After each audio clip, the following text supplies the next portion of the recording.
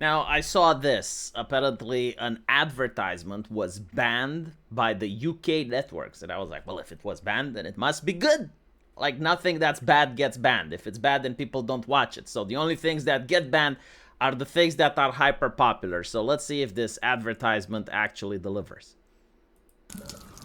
We ain't got no troubles, no reason to complain. 'Cause here in great old Britain, we just love it when it rains. Morning. We're cozy here at home, even though it's not our own. But wait a few more years and who can say? Everything is just fine. Everything is grand. Your life can get no better when you're living by the letter in this pleasant land. Everything is just fine. Everything is great. The streets can't get no cleaner, nor the rat meat any leaner. No, life is just first rate. Everything is just fine. These fish fingers are a steal. Prices up a smidge. Just 100 quid a meal. Empty purse, but hey, could be worse if there was nothing in the fridge.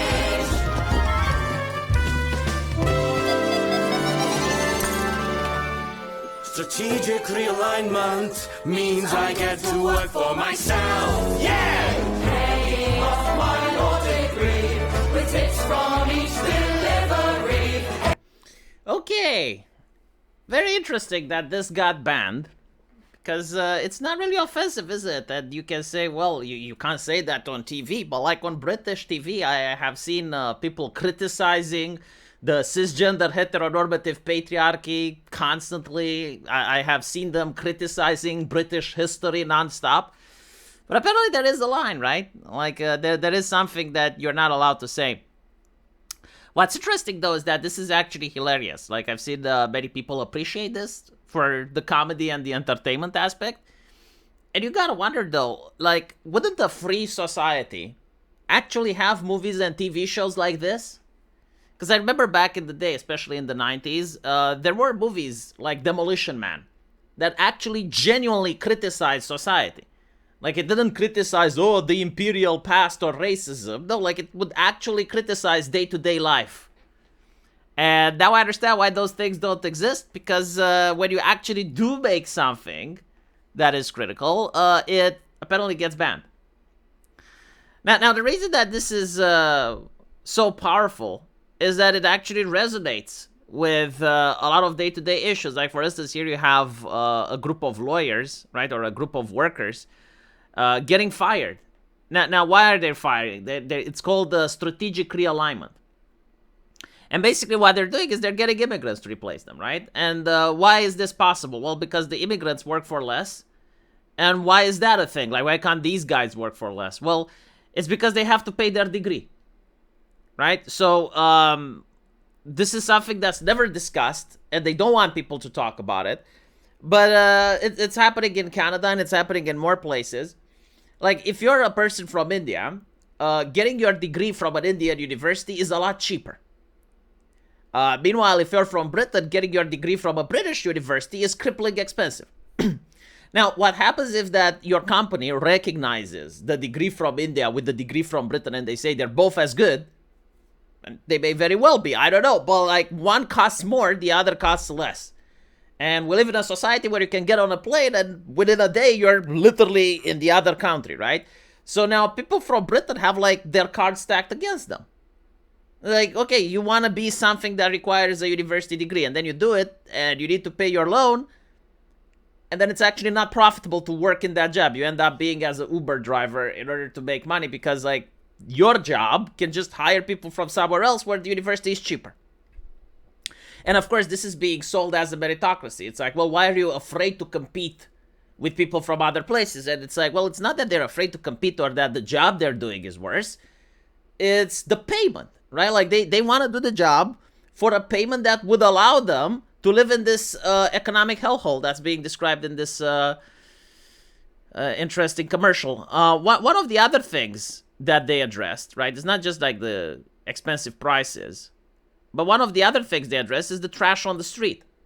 Now, this was also fascinating because there were articles in the Daily Mail, like, showing entire neighborhoods just filled with garbage.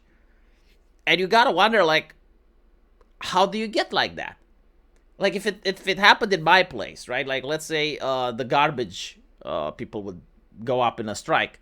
Well, people would eventually just take their own garbage in their own cars, and they would take it to the garbage heap, right? Like no one would actually live with garbage in their neighborhood.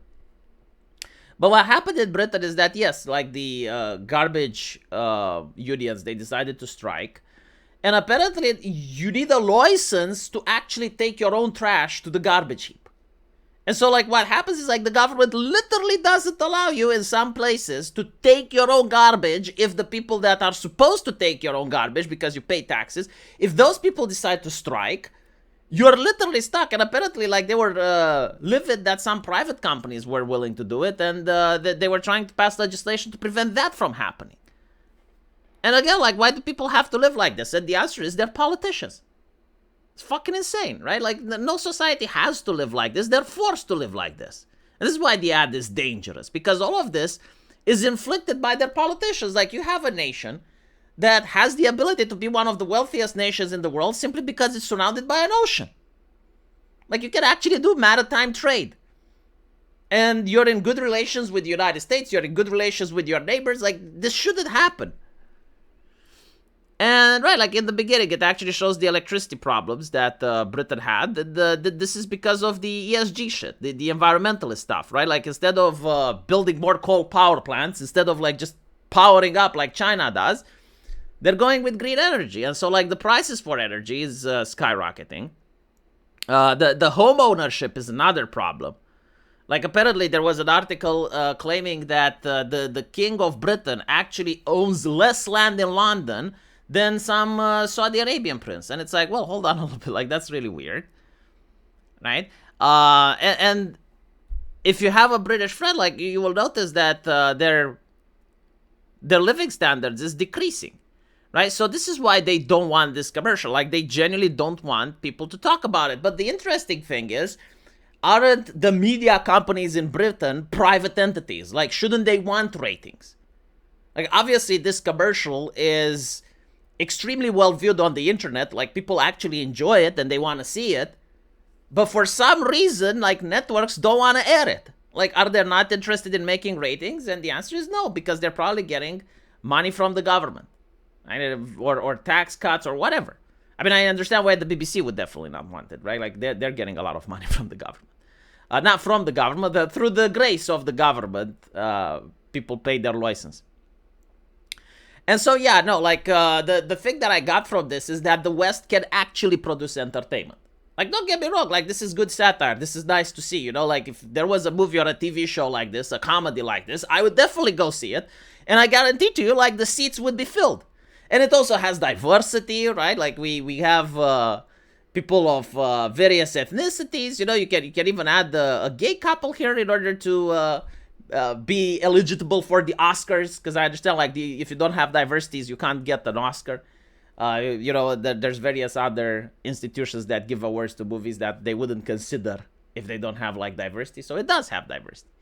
You know, it talks about the environment. It's pro-ESG. Like, it's strong messaging, right? So you can actually make an entertainment program that's ESG friendly, right? It's woke. It checks all the boxes, and people would still go to see it. But for some reason, the cable companies don't want to air it.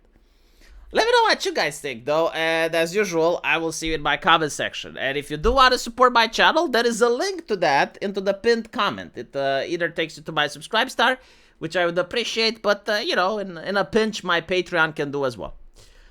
I'll see you guys later. Take care.